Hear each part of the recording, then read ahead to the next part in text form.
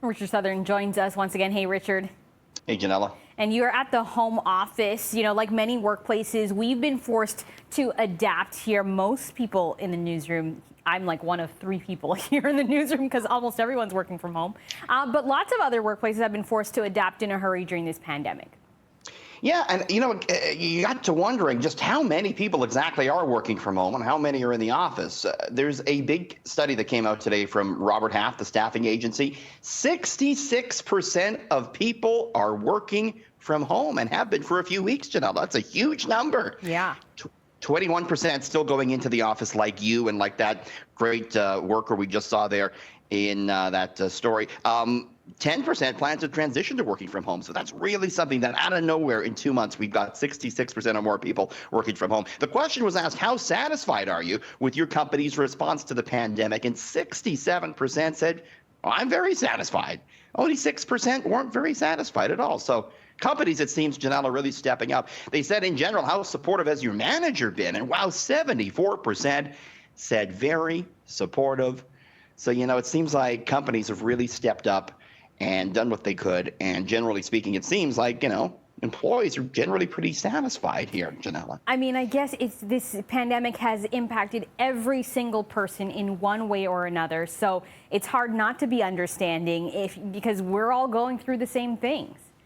We're all in it together, and everyone's got a different role to play, and you got to be there at work. I'm lucky I can work at home, and hopefully we're all trying to make it work. And we heard from the city of Toronto today saying, hey, we are making it work. Things are a bit better than we thought, so that's good to hear. It's good that all of our sacrifices are paying off. So we're spending lots of time at home, and there are some who don't mind it, and that is our pets.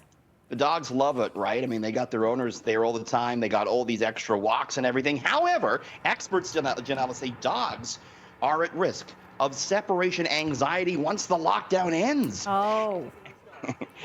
All good things come to an end. Animal psychologists say with such an overload of quality time, dogs are building up an over-dependency, which could see them suffer when everyone goes back to work and school. Some of the ways that this could manifest in your dog is that it could start howling more, barking more, pacing more.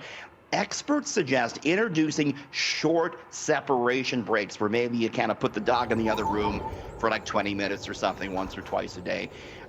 Ease them back into it. Try and ease them back into it. I mean, the dogs are loving it right now, but they don't know what's going on. They think everything's going to be the same forever, right, Janella? They're very excited and happy to have the owners at home. Although maybe, half of the people aren't giving them as much attention as they would like because they've got actual work to do.